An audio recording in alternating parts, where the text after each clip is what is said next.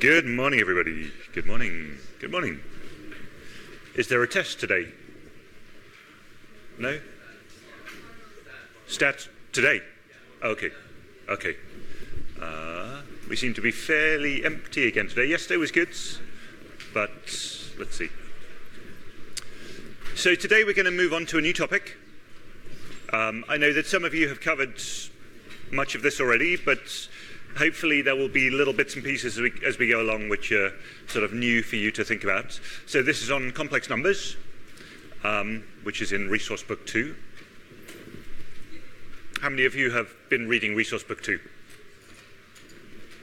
At least 2 of you. Great. Okay. So I've written some things up on the board here. Table Mountain, Test 4, an iguana, my beard. This chalkboard, first edition of Ramanujan's notebook. What do all these things have in common?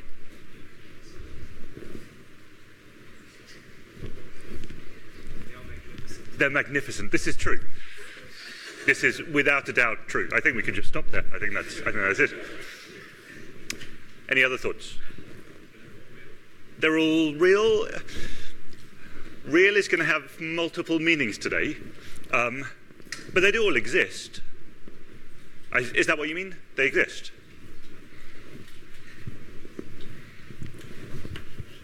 How about this? 5. Who thinks that 5 exists? And the rest of you, who thinks that 5 doesn't exist? Who has really heavy arms? Most of you.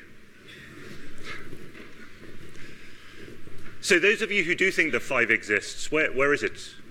Can you show me a 5? It's there. Okay, sure. It's fair. Well, that's some chalk on a board, and we give it some symbolic meaning. We understand what it means, but can you just give me a 5, other than written? So is this Table Mountain? That's some symbols on a board which we know to mean Table Mountain, and this is a symbol on the board which we know to mean 5. So we all know what 5 means, and you can say, well, here's 5, but that's 5 fingers. In some sense, 5 is something that we use as a sort of descriptor of the world around us. So we can have 5 fingers, 5 coffees. So we can use it in some sense as a sort of adjective.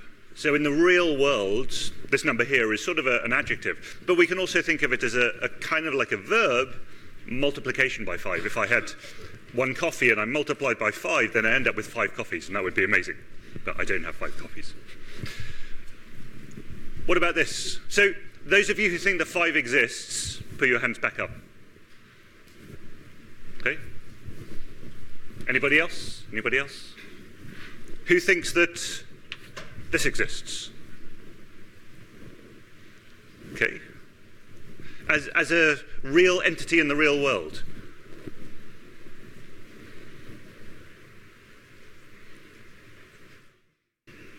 Can anybody try to convince me that -1 exists?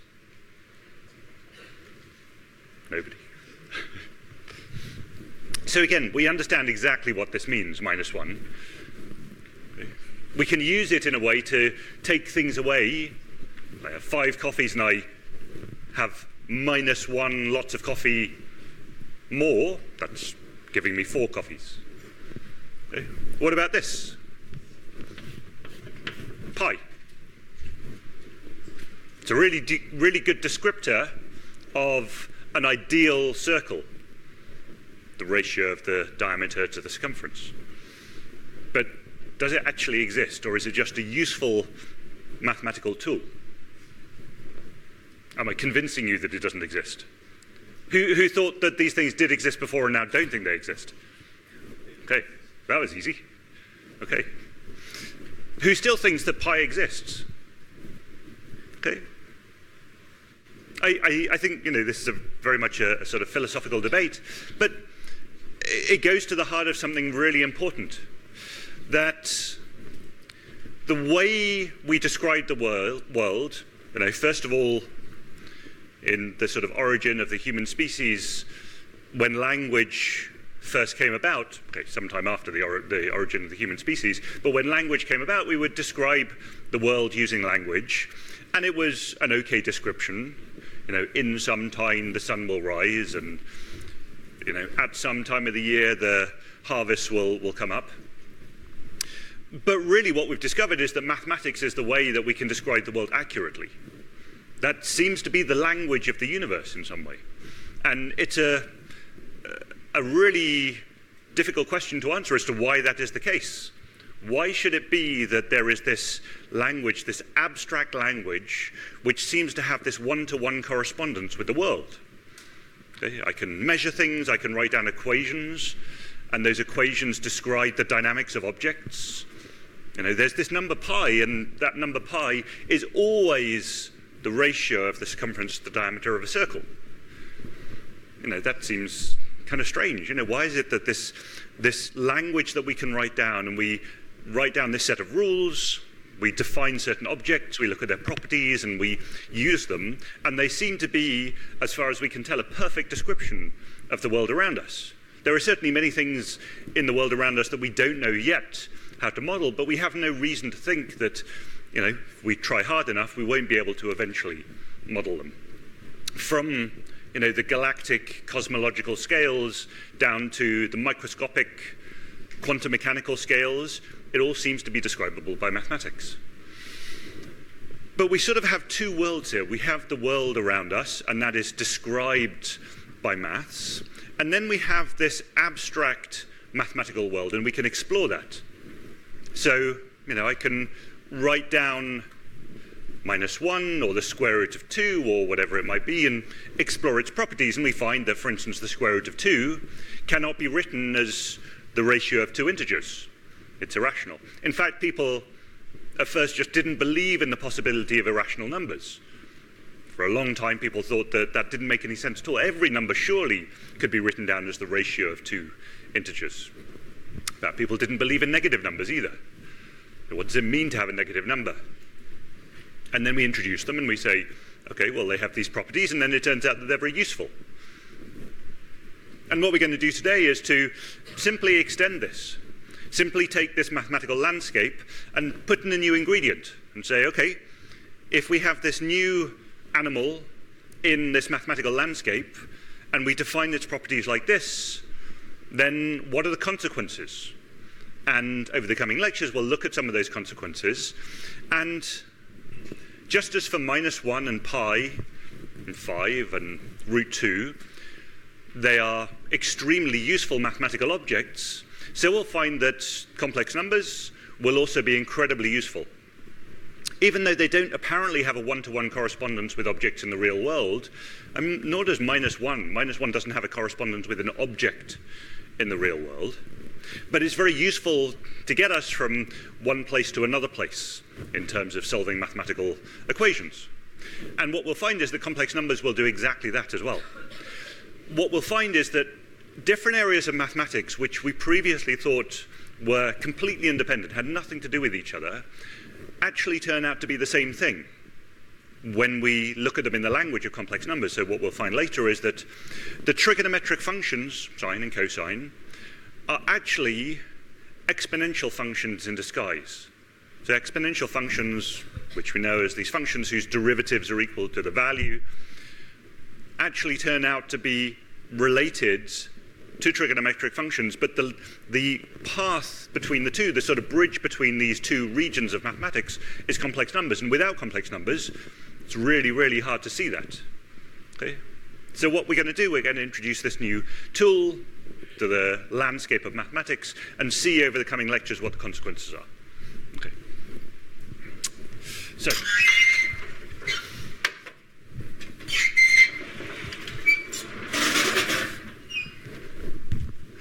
So we know how to solve. Actually, let me just ask, who thinks that this equation has a solution? Who thinks that it doesn't? Interesting. I was challenged by a lecturer from Stellenbosch the other day, and they said they asked their students every year if this equation has a solution, and everybody says, no, it doesn't have a solution. So you've just done pretty well there. I'm glad you didn't say that. Anyway, well, the answer is just x equals 3. X is 3 is the solution that solves this equation. Anyway, just wanted to test that.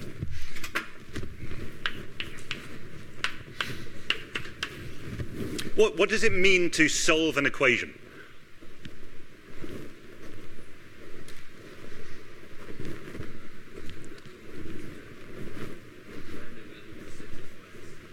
Perfect. Yeah, it means to find a value or the values of x which satisfy this equation. That's all it means. Okay? And we know that in this case there are two. X equals plus 1 and x equals minus 1. And we can think about this also as taking x squared minus 1. So if we plot y equals x squared minus 1, what it means to solve the equation x squared minus 1 equals 0 is to find the points of intersection with the x-axis. Okay? Minus 1 and plus 1. Happy with that? So until people believed in irrational numbers, it wouldn't actually make sense to ask the question to solve x squared minus 2 equals 0. It's exactly the same idea, but because people didn't believe in irrational numbers, it wouldn't make sense to have a solution to this, which is x equals plus or minus root 2. So this, of course, is x equals plus or minus root 2. So if you didn't believe in the negative numbers, there would only be one solution to this.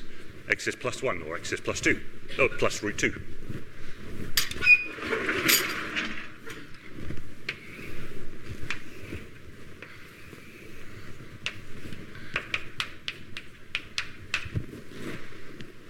Where does this cut the x-axis?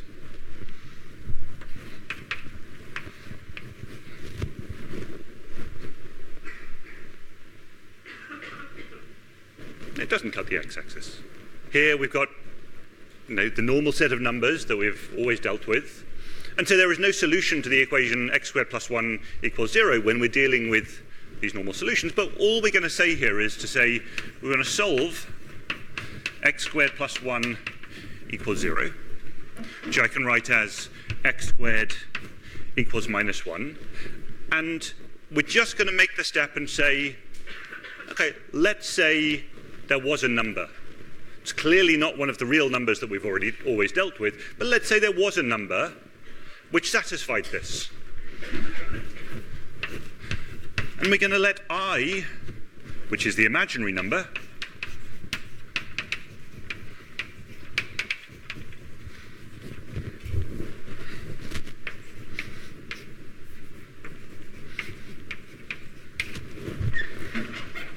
be defined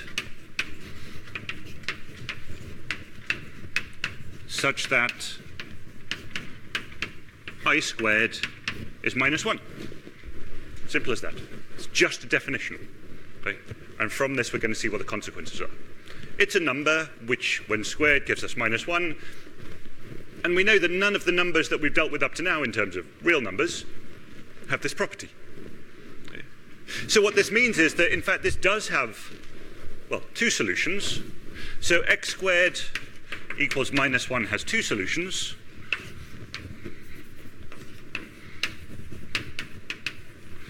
And those are x equals I, we square it gives us minus 1, and x equals minus I. Okay. This is just a number. Okay. It's a letter, but we're treating it as a number in the same way we would treat 2 or pi or minus 1 as a number. Okay? So this is something really important to think about, that although we're writing it down as a letter, it's really a number with properties. And having introduced this object, then we can solve other equations.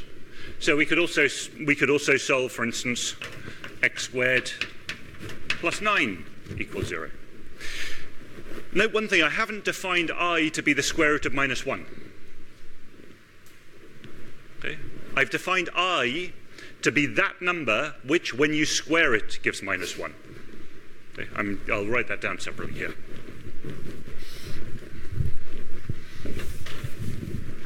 So I is that number. Well, in fact, there are two such numbers. One of them is I and one of them is minus I. I is that number which, when squared, I'm just rewriting what we wrote above, but in words, gives minus 1. We do not define I to be equal to the square root of minus 1. Okay. You might see that some places, but in order to define it like that, we actually have to extend the domain of the square root function. Okay. And you have to be very careful when you do that. The square root function, the domain of the square root function is numbers greater than or equal to 0. So we don't know how to do this. Okay. There are ways to extend it, but we're not going to deal with that. So we're simply going to define it as the number which, when squared, gives minus 1. Okay.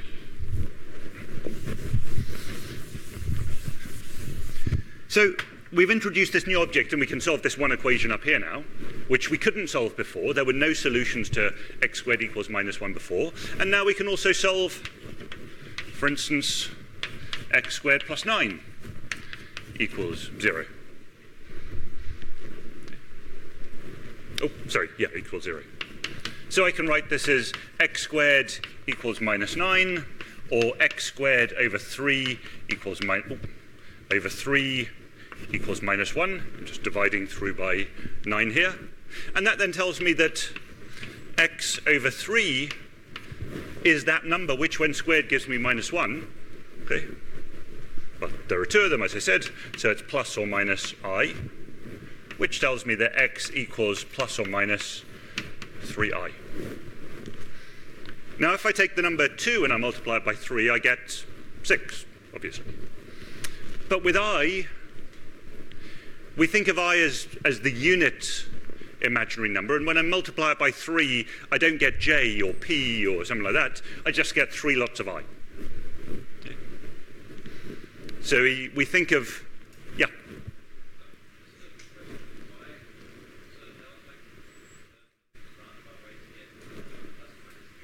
Yeah.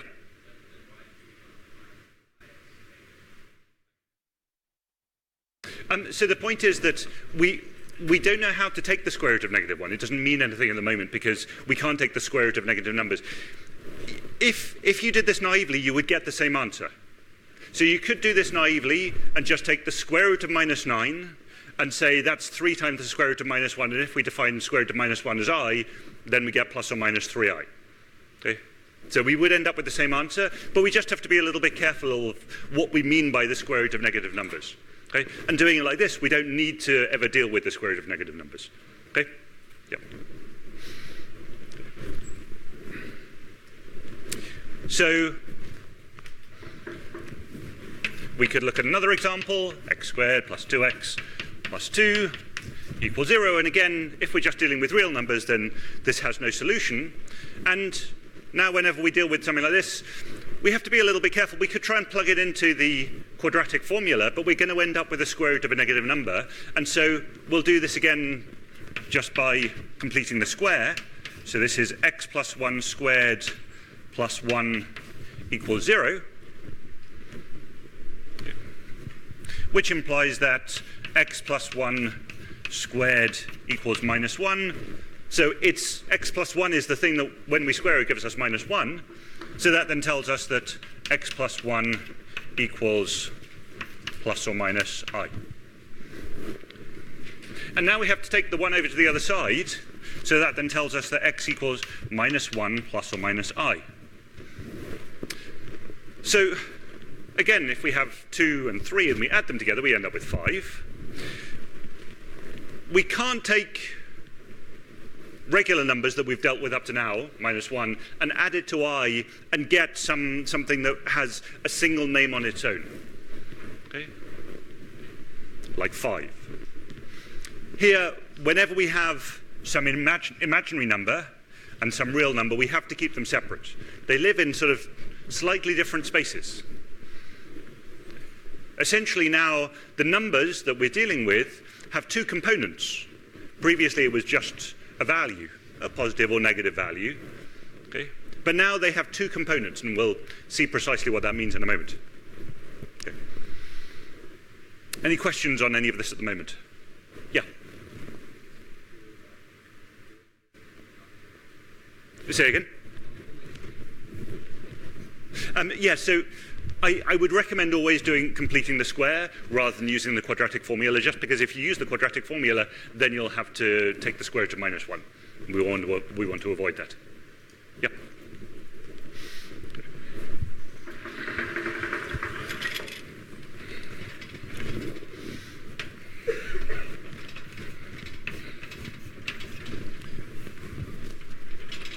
So we know how to deal with the real number line. It's just a one-dimensional line, and all the numbers that we've dealt with up to now live along this line. But these numbers have these sort of two components, and all we're going to do is we're going to take the real number line and we're going to add a new direction to it, which we're going to call im, the imaginary part of a number. And a number like this, let's say, well, let's just take the number z equals 1 plus I. So given z equals 1 plus I, it no longer lives now along this real number line, it lives in this two-dimensional plane. This one lives at the point 1 in the real direction and 1 in the imaginary direction. This point here is 1 plus I. Okay.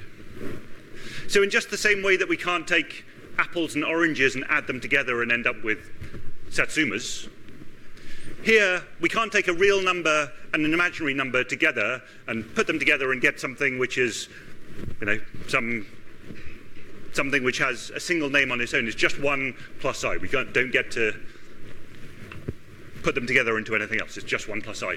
I can also write this, in fact, as an ordered pair.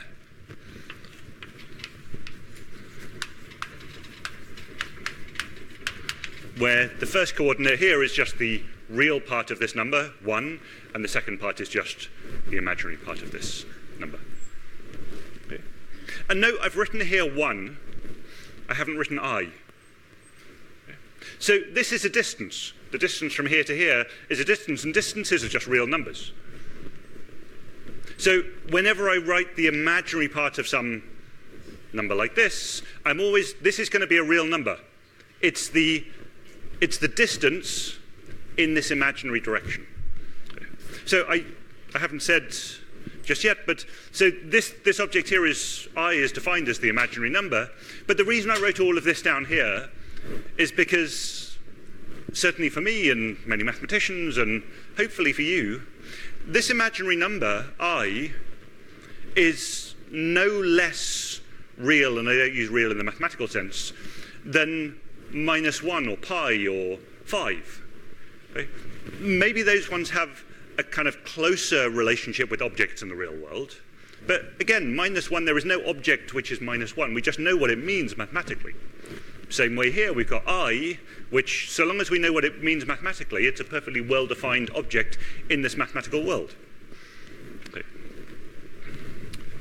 So I think that the term imaginary number is kind of a misnomer. It's not a very good name for this object.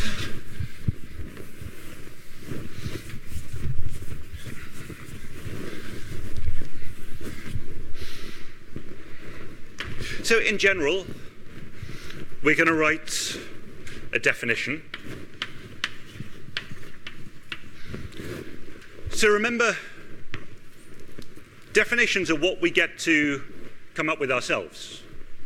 Okay? We get to say what the definition of a complex number is, or a complex conjugate, or a modulus, or whatever it might be. And from the definition, we get to work out what are the consequences.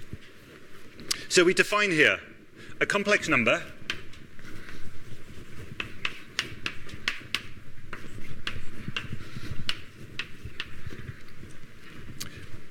z, and just as we often use x as a variable in an equation, we have to find out what x is. Very often when we deal with complex numbers, we use z as the symbol. Okay? So a complex number z is any expression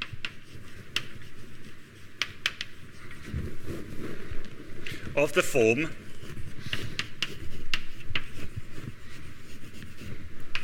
z equals a plus bi, where a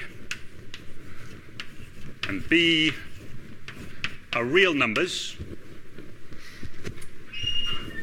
and I is the imaginary unit number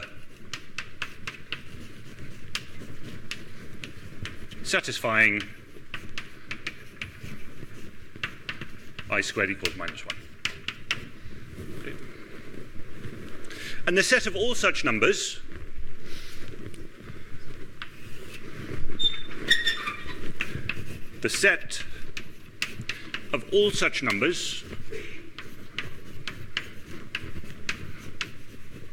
that is to say, all different values that a and b can take, is denoted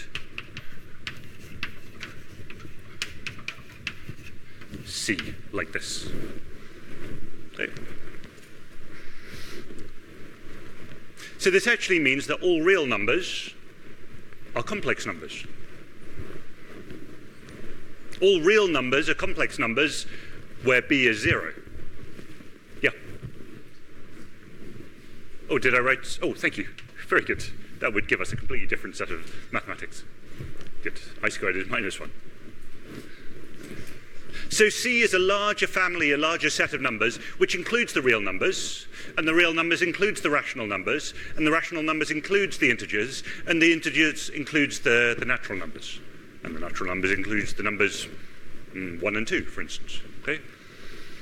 So C is the largest set of numbers that we will deal with in this course.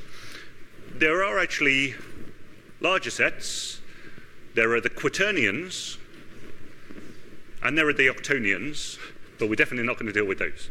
They have somewhat more complicated properties than the complex numbers. Okay. So, given now that we've defined a complex number like this, and we have this sort of two-dimensional way of thinking about it, we can write down in general a number, or a complex number,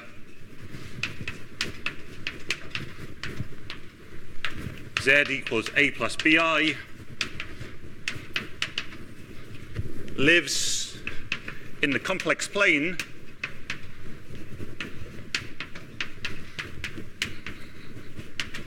at coordinate AB.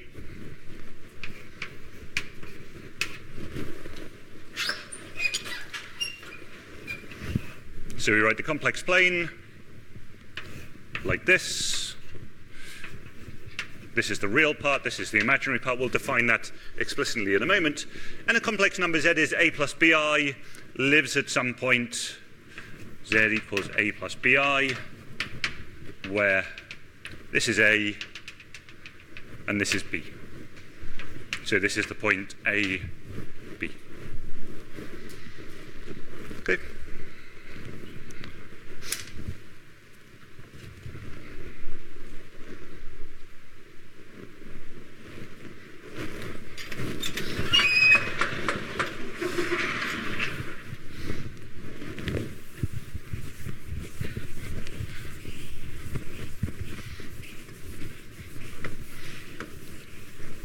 We have to define a few things first. We have to define what it means for two complex numbers to be equal.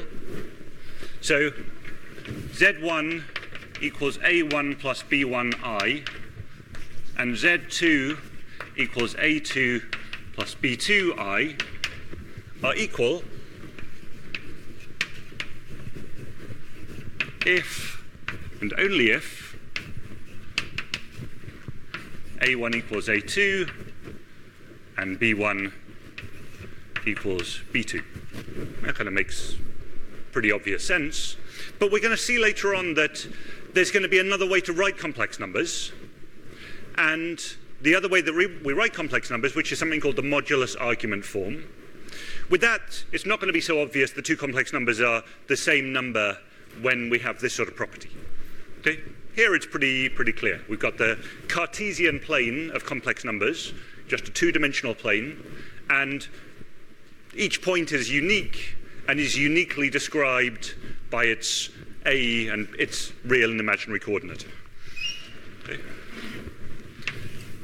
And we define, again, this is a definition, if z equals a plus bi, then we define the real part of z as a. And this is slightly strange, maybe, but it's just a definition. We get to do this. Okay, we could have chosen it a different way, and we would then have to deal with it slightly differently. But the imaginary part of z we simply define as b. Okay? It sounds more like the imaginary part of z should be bi. Okay? But the imaginary part of z, imz, is simply defined as the coefficient of I. Okay? So we have to be careful about that. So we also get to define what it means to add and multiply complex numbers. And we're going to define the addition and multiplication of complex numbers kind of as you would imagine, and then we're going to be able to see the consequences of those. All of this is just groundwork that is really important to set up to start with, so that we can be sure about the consequences of everything later on when we deal with more complicated properties of complex numbers. So we have to start with these so-called axioms. The axioms are the definitions that we put down to say, these are the rules of the game. Okay? And over the coming lectures, we'll see precisely what are the consequences of playing that game. Okay. Definition. If z1 equals a1 plus b1i, and z2 equals a2 plus b2i, then z1 plus z2 is defined to be the addition of the real parts plus I times the addition of the imaginary parts. All kind of as you would imagine, I hope. And we can plot those in the complex plane. And so if we do so, if we have two complex numbers,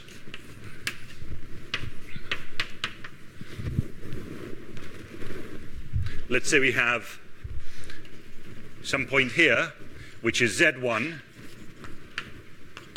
which is a1 plus b1i, which means that this point here is a1, and this point here is b1. We can draw a line from the origin to that point. And then we take another point, another complex number, let's say up here, and that's a2, b2, and this is right over here, z2 equals a2 plus b2i. If we add them together, then we simply end up with a point over here, is that about right? Over here, which is a1 plus a2. That's going to be the real part of the new number. And up here, it's going to be around there. b1 plus b2 is going to be the imaginary part of the new number. And that takes us to here. So this is z1 plus z2. And we can think of getting there by stacking arrows together. So you can think of having an arrow that goes from the origin to here, and an arrow that goes from the origin to z2. And if we stack them together like this, one arrow and take the other one and stack it on top of there, we'll end up at z1 plus z2. Okay. All that's happening here is we're just adding together the real parts to get the new number and adding together the imaginary parts to get the new number. Okay. That's all, I hope, fairly understandable. Okay. So, for instance, if we had, e.g., z1 equals 3 plus 2i, and z2 equals minus 1 plus 3i, two complex numbers, z1 plus z2 equals 3 plus minus 1 plus 2 plus 3i, which is minus 2 plus 5i. Okay, so adding complex numbers together, nothing complicated there. What about multiplication? So again, z1 and z2 as above.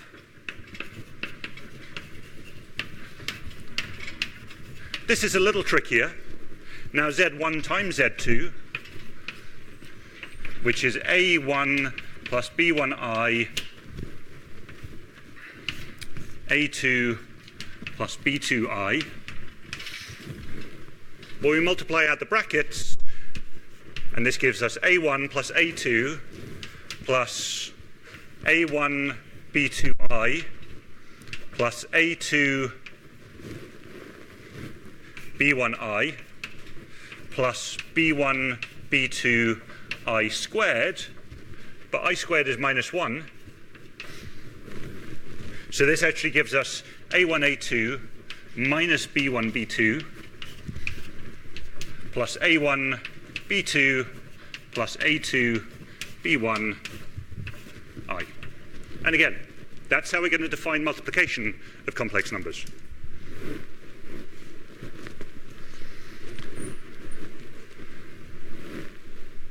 Any questions about this at the moment? I know that for those of you who've done this before, this is all fairly basic, but as I said, we need to be really specific about the details of the rules of the game before we go off in other directions.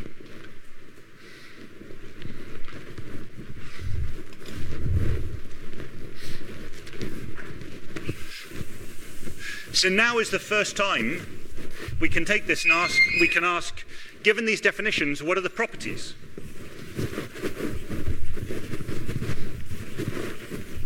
And we're going to write down a fair number of properties, and we're only going to prove one of them, but all of the others can be proved from what we've written here.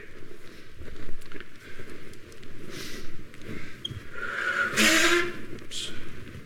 So the properties.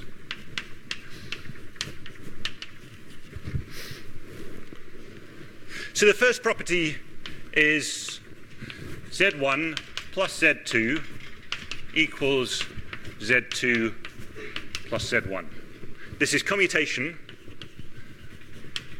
So it's the name of it, commutation under addition.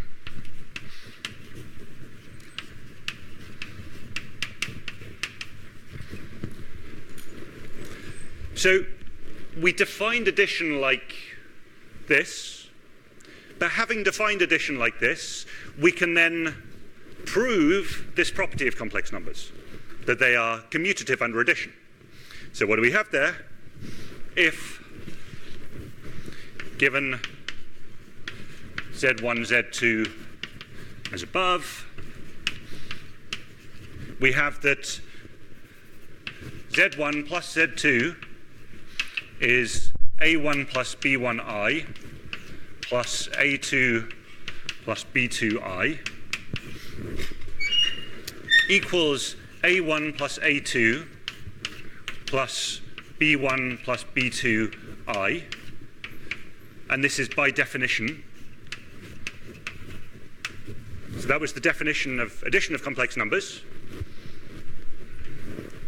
But now, because we have real numbers inside here, and we know that real numbers are commutatively additive, okay, i.e. it doesn't matter whether you do a1 plus a2 or a2 plus a1.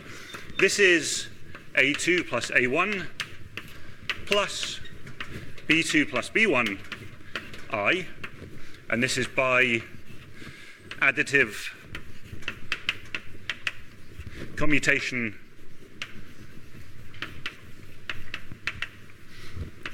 of real numbers.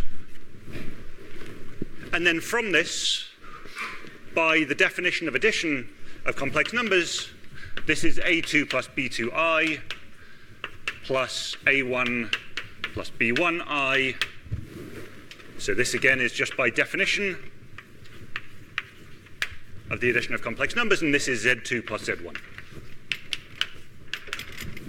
And we needed to check that. We needed to make sure that using all of the rules of the game, the addition was indeed commutative, and it makes sense. It's sort of intuitively reasonable that they should be, but we need to make sure. Okay.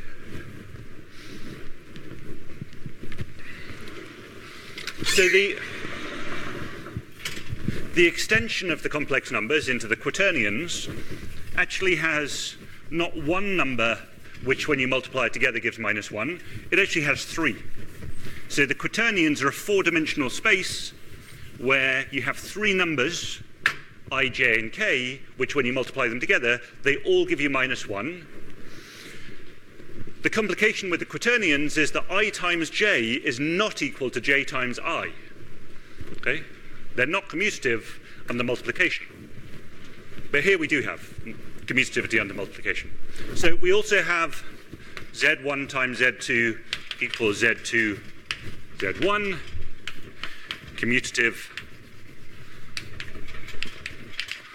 under multiplication.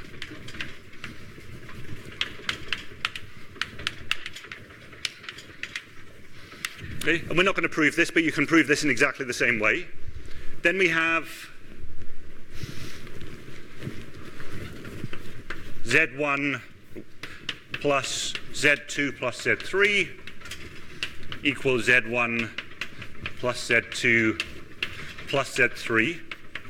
And we have z1 times z2 times z3 is z1 times z2 times z3.